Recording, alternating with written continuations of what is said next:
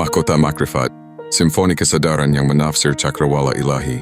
Dalam mata rantai keheningan yang menghubungkan makhluk dengan Khalik, makrifat berdiri laksana mercu suara agung yang menuntun kesadaran manusia melewati batas-batas syariat yang kasat hingga menembus samudera hakikat, lalu mendaki puncak tertinggi hakikatul hakikat, tajalli nurullah, di mana segala wujud luruh dan hanya yang maha nyata bersemayam tanpa sekutu.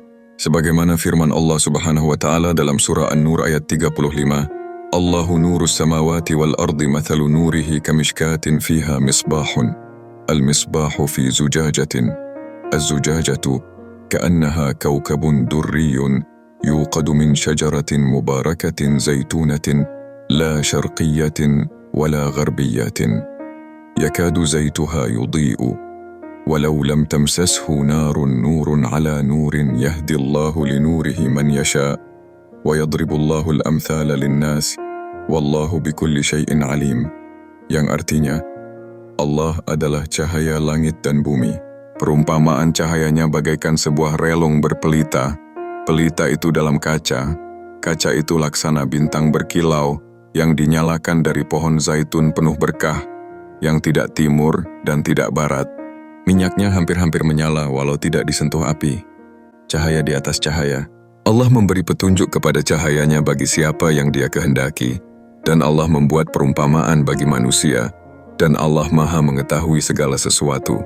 Ayat ini, menurut tafsir para arif billah seperti Imam Al-Qushairi dan Ibnu Arabi, bukan sekadar penegasan ontologis bahwa Allah Subhanahu wa Ta'ala adalah sumber segala cahaya, tetapi juga peta kosmik bagi salik yang mencari, bahwa jalan makrifat dimulai dengan mengenali lampu fitrah dalam dada, menajamkannya melalui amal, dan berakhir pada penyaksian nur mutlak yang menyingkapkan bahwa tiada yang selain Dia. Rasulullah Shallallahu Alaihi Wasallam menguatkannya lewat sabda dalam hadits riwayat Imam Muslim, sesungguhnya Allah tidak melihat rupa dan harta kalian, tetapi Dia melihat hati dan amal kalian. Hati di sini ibarat cermin murni yang, apabila diseka dari karat nafsu, memantulkan cahaya ilahi tanpa distorsi. Namun, upaya memoles cermin itu menuntut disiplin ruhani yang tekun, zikir, tafakur, murakabah, muhasabah, hingga nafsu amarah menurun menjadi lawamah, kemudian mulhamah, lalu mutmainnah, dan seterusnya. Sebagaimana disiratkan dalam surah As-Syams ayat 9 hingga 10. Qad aflaha man zakkaha wa qad khaba man dassaha. Sungguh beruntunglah orang yang menyucikannya, dan sungguh merugilah orang yang mengotorinya. Menyucikan jiwa dalam tarekat bukan bertujuan menambah sesuatu pada hakikat insani, melainkan menyingkirkan tirai kegelapan agar sinar fitrah bersua cahaya rububiyah. Disinilah makrifat menggantikan pengenalan kognitif menjadi penyaksian eksistensial.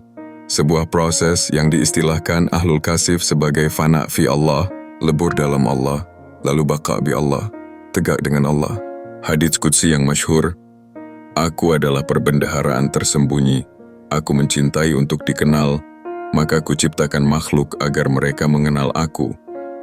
Mengindikasikan bahwa penciptaan semesta sendiri berasaskan niat ilahi untuk menyingkap dirinya. Maka perjalanan makrifat adalah resonansi kosmis terhadap panggilan tersebut.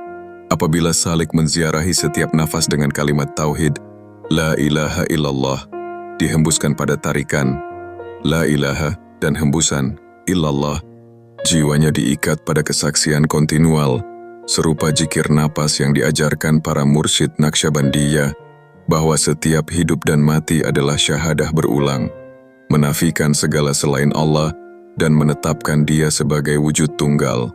Pada titik klimaks, makrifat tidak lagi sekadar memahami wahyu, melainkan menjadi wahyu itu sendiri yang teraktualisasi dalam segenap gerak diam, salik memandang pohon, batu, burung, bahkan bayangan dirinya, dan mendengar puisi tajalli Allah Subhanahu wa Ta'ala dalam setiap atom, menegaskan firman-Nya dalam surah Al-Hadid ayat 3, Huwal awwalu wal akhiru wal zahiru wal batinu, wa huwa bikulli syai'in alim. Dia yang awal dan yang akhir, yang zahir dan yang batin, dan Dia maha mengetahui segala sesuatu. Dan karenanya, ilmu makrifat menuntut bukan hanya intelektualitas, tetapi transformasi ontologis, hilangnya dualitas subjek-objek, hingga yang tersisa hanyalah Allah yang meliputi sebelum awal dan tetap setelah akhir. Makrifat bukanlah sekadar ilmu yang dibaca dalam lembaran kertas atau dihafal dalam silabus tarekat, tetapi ia adalah zauk, rasa, syuhud, penyaksian, dan kasif, penyingkapan yang tidak bisa digambarkan oleh lisan atau pena. Ia adalah ilmu yang bersumber langsung dari Al-Latif yang maha halus, menetes ke dalam hati hamba yang telah dibersihkan dari segala karat duniawi. Allah Subhanahu wa Ta'ala berfirman dalam surah Al-Baqarah ayat 282, "Wattaqullaha wa yu'allimukumullahu wallahu bikulli syai'in alim." Dan bertakwalah kepada Allah, maka Allah akan mengajarkanmu, dan Allah maha mengetahui segala sesuatu. Qabata. Dalam tafsir para ahli makrifat, ayat ini menjadi pondasi bahwa makrifat tidak dapat diraih kecuali dengan takwa yang hakiki, yaitu mematikan kehendak diri untuk diganti dengan kehendak ilahi. Sebagaimana Nabi Ibrahim alaihissalam yang diperintahkan menyembelih anaknya, bukan karena Allah Subhanahu wa Ta'ala menginginkan darah Ismail, tetapi Allah ingin menyingkirkan segala bentuk ta'aluk, ketergantungan Ibrahim pada selain Allah. Makrifat menghendaki penyembelihan terhadap segala bentuk ego, cinta dunia, kehendak terhadap makhluk, kemelekatan terhadap amal, bahkan rasa memiliki terhadap diri sendiri. Rasulullah Shallallahu Alaihi Wasallam bersabda dalam hadits riwayat Imam Ahmad, "Barang siapa mengenal dirinya, maka sungguh dia telah mengenal Tuhannya." Ya, namun pengenalan diri yang dimaksud bukan sekadar mengetahui nama, garis keturunan, atau profesi, melainkan mengenali bahwa hakikat diri ini adalah Adam, ketiadaan, yang hanya wujud karena diperwujudkan oleh wujud mutlak, yaitu Allah. Maka lahirlah pengakuan hakiki dari lisan hati seorang arif, "Aku tiada, yang ada hanya Allah." Ia bukan sebuah konsep filsafat atau retorika puitis, melainkan sebuah kesadaran batin yang utuh, berakar dari tajrid, pelepasan total dan tawakul murni kepada Allah. Disinilah makam makrifat mengharuskan seseorang mengosongkan wadah jiwanya dari segala bentuk pengakuan dan pengharapan kepada selainnya. Sebab selama masih ada satu helai benang kebergantungan kepada dunia, cahaya makrifat tidak akan memancar, sebagaimana disebut dalam surah Al-A'raf ayat 172. "Wa idh akhadha rabbuka min bani Adama min zuhurihim dzurriyyatahum wa ashhadahum ala anfusihim alastu birabbikum qalu bala syahidna." Dan ingatlah ketika Tuhanmu mengeluarkan keturunan anak-anak Adam dari sulbi mereka dan mengambil kesaksian terhadap jiwa mereka, seraya berfirman, "Bukankah aku ini Tuhanmu?" Mereka menjawab, "Betul, kami menjadi saksi."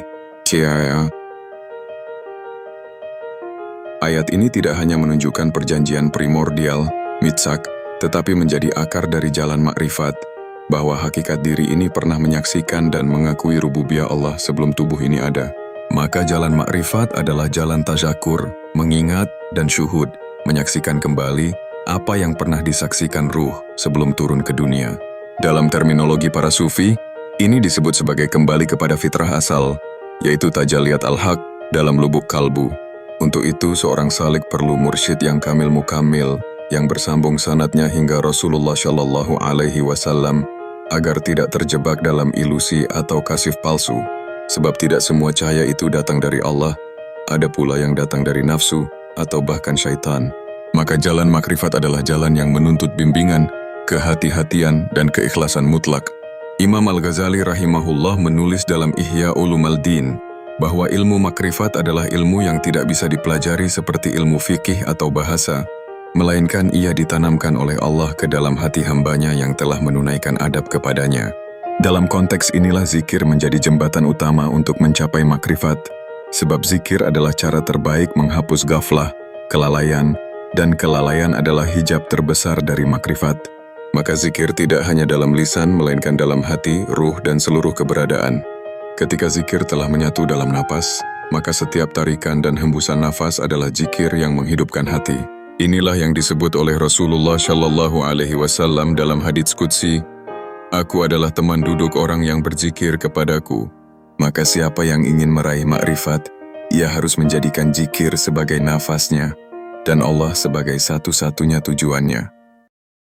Jalan makrifat bukan sekadar penyaksian terhadap keesaan Allah Subhanahu wa Ta'ala secara akliyah semata, tetapi lebih dalam dari itu, ia adalah keterbukaan hati kepada realitas Allah yang tidak terhijab oleh sesuatu apapun.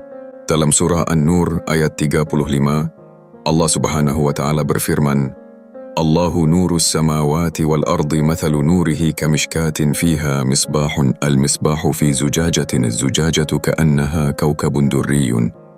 Allah adalah cahaya langit dan bumi. Perumpamaan cahayanya adalah seperti sebuah lubang yang tidak tembus, yang di dalamnya ada pelita.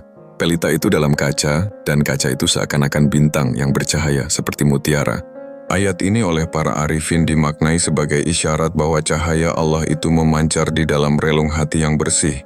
Kaca yang bening adalah hati yang telah dikosongkan dari selain Allah, sedangkan pelita di dalamnya adalah cahaya makrifat yang tidak bisa dipadamkan oleh angin keraguan atau badai syahwat. Hanya orang yang hatinya seperti kaca jernih, bebas dari noda riya, ujub, hasad, dan keakuan, yang mampu menerima limpahan cahaya ilahiyah. Makrifat tidak muncul dari akal yang cerdas semata, sebab berapa banyak orang pintar yang terhijab dari makrifat karena hatinya keruh.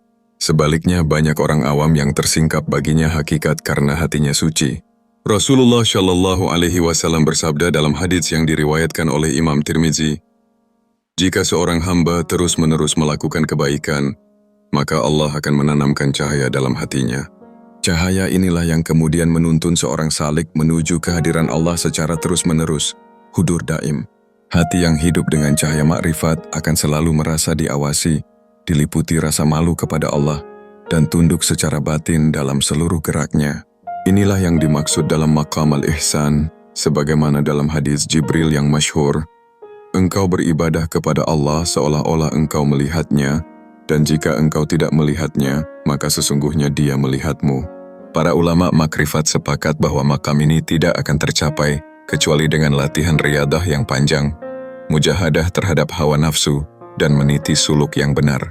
Dalam kitab Manazil al-Sairin, Imam Al-Harawi menyebutkan bahwa salah satu ciri orang yang telah mencapai makrifat adalah ketika rasa takut dan cinta kepada Allah bercampur menjadi satu dalam kalbunya, hingga ia tidak bisa membedakan antara tangisan karena rindu dan tangisan karena takut. Mereka menangis bukan karena tidak tahu jalan pulang, tetapi karena telah merindukan kekasih sejati. Mereka tidak mencari surga, tidak pula takut pada neraka, tetapi mereka mencari Allah dan hanya Allah. Dalam surah Al-Bayyinah ayat 8, Allah berfirman, radhiyallahu anhum wa radu anhu, dzalika liman khasyiya rabbahu. Allah ridha terhadap mereka, dan mereka pun ridha kepadanya. Itulah balasan bagi orang yang takut kepada Tuhannya. Makrifat adalah ketika seorang hamba tidak lagi menginginkan apapun kecuali keridaan Allah. Ia telah melewati makam Islam, iman, dan ihsan, dan tiba di makam fana, yaitu ketika dirinya lenyap dalam penghayatan akan kehadiran Allah semata. Dalam makam ini seorang arif tidak lagi berkata, kini aku mencintai Allah, tetapi ia berkata, Allah mencintai Allah di dalam diriku. Ia tidak lagi melihat amalnya, ilmunya, atau makamnya, melainkan melihat semua itu hanyalah karunia dari Allah.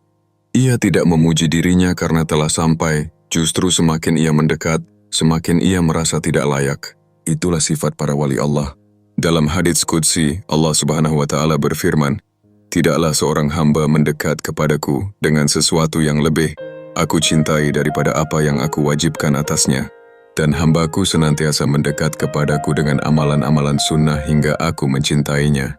Maka ketika aku mencintainya, aku menjadi pendengarannya yang ia dengar dengannya, penglihatannya yang ia melihat dengannya, tangannya yang ia gunakan untuk memukul, dan kakinya yang ia gunakan untuk berjalan. Hadits ini tidak bisa dimaknai secara lahir semata.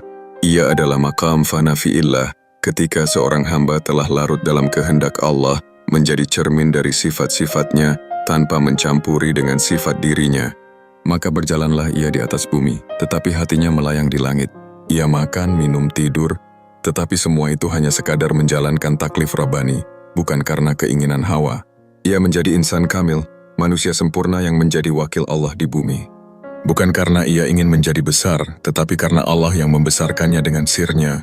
Inilah mahkota makrifat yang tidak bisa diraih kecuali oleh mereka yang merendahkan diri sedalam-dalamnya, dan hanya bersujud kepada Allah dengan sujud yang hakiki, yakni sujud hati, sujud rasa, sujud fana. Makrifat bukan sekadar ilmu yang dipelajari di bangku kajian atau diperdebatkan di dalam kitab-kitab, tetapi ia adalah realitas yang tumbuh dari penyaksian batin yang mendalam. Oleh karena itu, para salik sejati senantiasa menempuh perjalanan ruhani yang berat dan panjang, agar sampai kepada apa yang disebut sebagai liqa Allah, yakni perjumpaan dengan Allah Subhanahu wa Ta'ala dalam kesadaran ruh yang penuh cinta, takut, rindu sekaligus fana. Sebagaimana firman Allah dalam surah Al-Kahfi ayat 110, "Faman kana yarju liqa'a rabbih faly'amal 'amalan salihan wa la yusyrik bi'ibadati rabbih ahadan." Barang siapa yang mengharap perjumpaan dengan Tuhannya, maka hendaklah ia mengerjakan amal yang saleh, dan janganlah ia mempersekutukan seorang pun dalam beribadah kepada Tuhannya. Para arifin menafsirkan ayat ini tidak hanya dalam konteks perjumpaan di akhirat, tetapi juga dalam makna syuhud al-qurb di dunia, menyaksikan kedekatan Allah dalam setiap helaan napas. Inilah makam ihsan yang telah dijelaskan sebelumnya, tetapi pada tingkatan yang lebih halus, lebih dalam, dan lebih rahasia. Disinilah pentingnya adab dalam jalan makrifat.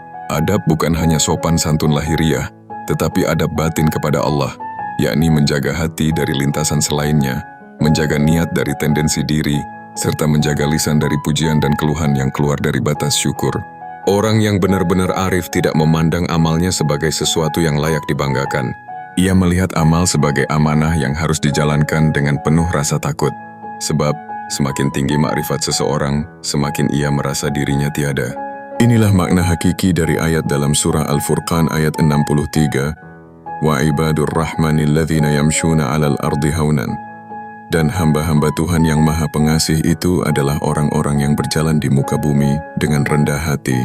Kerendahan hati inilah ciri sejati dari orang yang telah makrifat. Dia tidak merasa lebih alim, tidak merasa lebih dekat kepada Allah, bahkan ia merasa tidak punya apa-apa. Para wali Allah yang hakiki bukan mereka yang menampakkan karomah, tetapi mereka yang menyembunyikan karomahnya agar tidak terhijab dari keikhlasan. Dalam hadits yang diriwayatkan oleh Imam Ahmad, Rasulullah Shallallahu Alaihi Wasallam bersabda, "Sesungguhnya Allah memiliki hamba-hamba yang tersembunyi, yang tidak dikenal di bumi namun terkenal di langit. Mereka adalah pelita-pelita petunjuk, penyebar hikmah.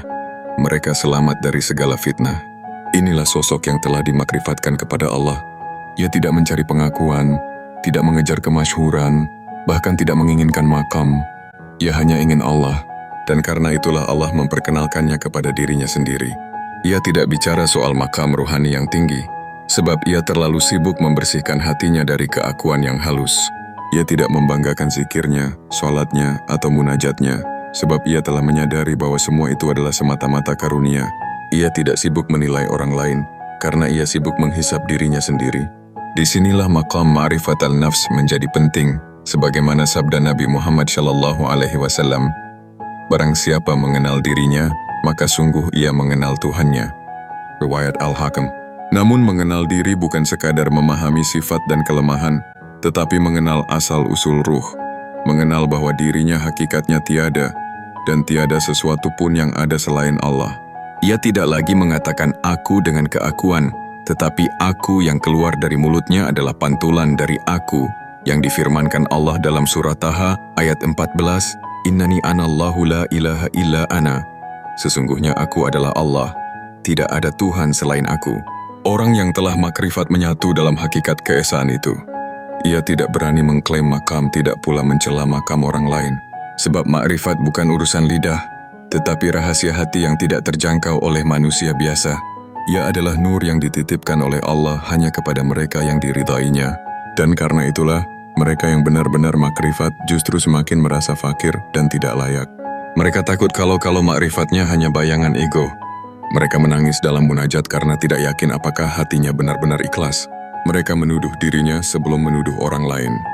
Maka tidak aneh jika para wali Allah selalu bersembunyi di balik tirai kerendahan. Mereka ibarat mutiara yang tenggelam dalam samudra. Tidak mencolok, tidak menarik perhatian dunia, tetapi gemerlap di sisi Allah. Inilah cahaya makrifat yang tidak terlihat oleh mata biasa, tetapi menjadi lentera bagi para pencari Tuhan. Pada puncaknya, Makrifat adalah kembalinya hamba kepada Rabb-Nya dengan kesadaran yang jernih, dengan keinsafan yang dalam, bahwa tidak ada daya dan upaya kecuali karena Allah Subhanahu wa Ta'ala semata. Kesempurnaan makrifat bukan terletak pada banyaknya pengalaman ruhani atau karomah yang menyertainya, tetapi pada totalitas kefanaan yang menjadikan seorang hamba lebur dalam kehendak Allah, serta tunduk dalam seluruh dimensi kehidupannya. Fana bukan berarti kehilangan diri dalam makna kebinasaan eksistensial semata, melainkan lenyapnya rasa memiliki dan merasa bisa dari dalam hati, lalu digantikan oleh tauhid yang murni dan penyandaran sepenuhnya kepada Allah Subhanahu wa Ta'ala. Maka seseorang yang telah mencapai derajat makrifat, ia akan memandang seluruh semesta dengan pandangan rahmat, karena telah menyaksikan bahwa setiap makhluk adalah manifestasi dari tajalli Allah. Sebagaimana firman Allah dalam surah Al-Baqarah ayat 152, "Fadhkuruni adhkurkum washkuru li wala takfurun." Ingatlah kepadaku, niscaya aku ingat pula kepadamu, dan bersyukurlah kepadaku, dan janganlah kamu mengingkari nikmatku. Ayat ini bukan hanya mengandung perintah zikir secara verbal, tetapi merupakan petunjuk menuju kesadaran ruhani yang tinggi, bahwa Allah hadir di setiap detik kehidupan orang-orang yang mengingatnya, dan mereka yang telah mengenal Allah melalui zikir yang sungguh-sungguh akan menyaksikan bahwa Allah tidak pernah jauh. Dalam keadaan apapun, baik suka maupun duka, Allah senantiasa membersamai. Maka dari itu, para arif tidak lagi mengeluh tentang kehidupan, karena telah yakin bahwa semua adalah takdir yang penuh rahmat. Bahkan ujian sekalipun adalah cara Allah menyucikan hati dan meninggikan derajat hambanya. Sebagaimana disebutkan dalam hadits riwayat At-Tirmidzi, apabila Allah mencintai suatu kaum, maka Dia mengujinya. Siapa yang ridha, maka baginya keridhaan, dan siapa yang murka, maka baginya kemurkaan. Orang yang telah makrifat, ridha dengan semua yang Allah tetapkan, tidak lagi mempertanyakan takdir, karena ia tahu bahwa Allah lebih mengetahui apa yang terbaik bagi dirinya. Bahkan ketika ia tidak mendapat keinginan hatinya, ia tetap tenang, karena yakin bahwa apa yang diberikan Allah adalah lebih baik dari apa yang ia harapkan. Inilah ketenangan yang lahir dari kedalaman makrifat. Ia tidak lagi hidup dalam kecemasan duniawi, sebab dunia bukan tujuannya.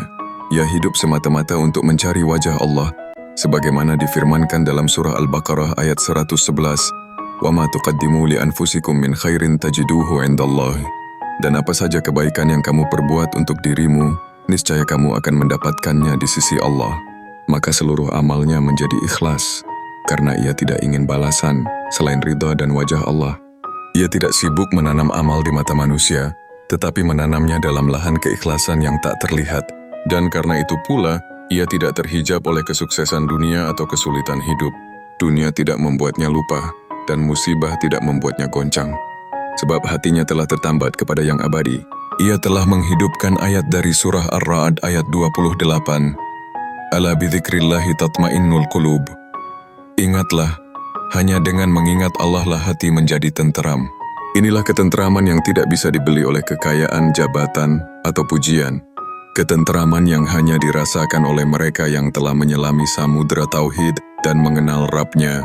Orang yang telah mencapai makam ini akan hidup dalam keseimbangan. Ia tidak meninggalkan dunia, tetapi juga tidak diperbudak olehnya.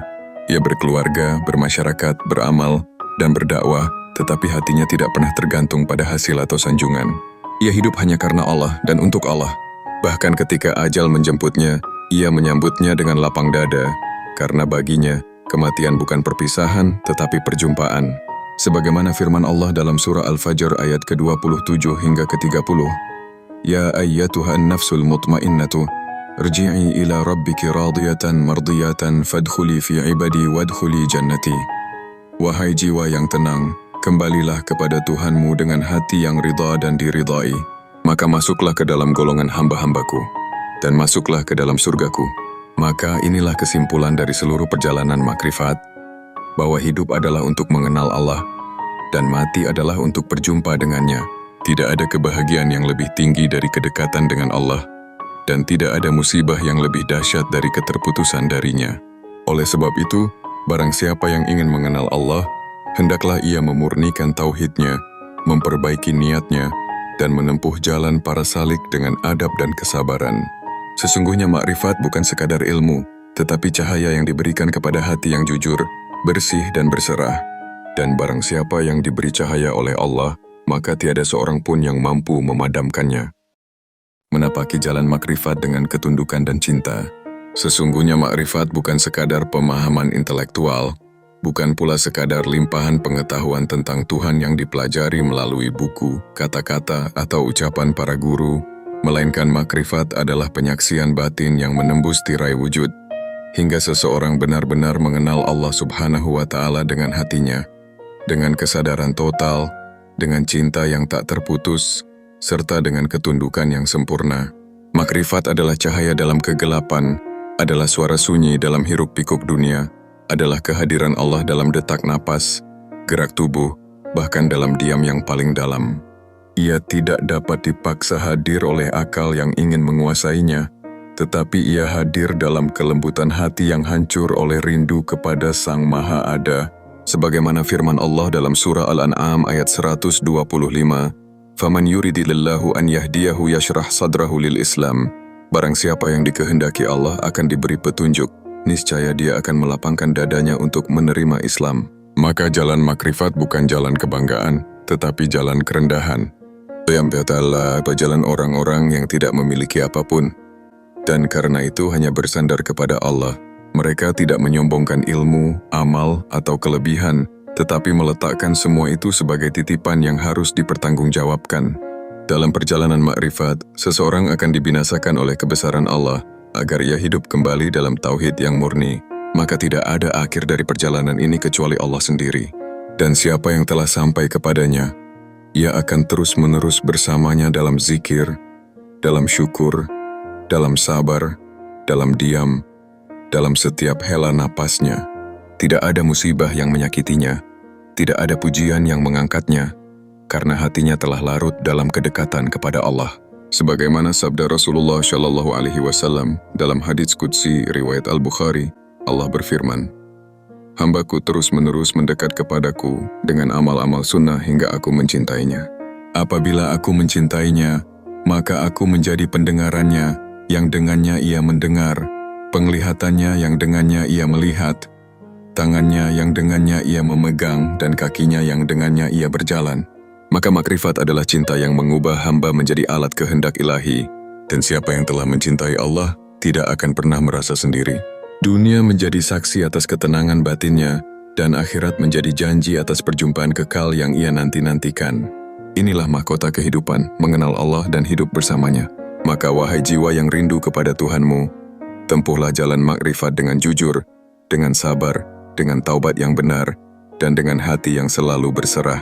Niscaya engkau akan dipanggil olehnya dengan panggilan lembut. Sebagaimana firman-Nya dalam surah Al-Fajr ayat ke-27 hingga ke-30. Ya ayyatuha an-nafsul mutmainnat, irji'i ila rabbiki radiyatan mardiyatan, fadkhuli fi ibadi, wadkhuli jannati. Wahai jiwa yang tenang, kembalilah kepada Tuhanmu dalam keadaan ridha dan diridai. Maka masuklah ke dalam golongan hamba-hambaku dan masuklah ke dalam surgaku. Semoga Allah Subhanahu wa Ta'ala menjadikan kita termasuk hamba-hamba yang dipilih untuk mengenalnya, mencintainya, dan kembali kepadanya dalam keadaan suci, tenang, dan bahagia. Amin ya Rabbal Alamin.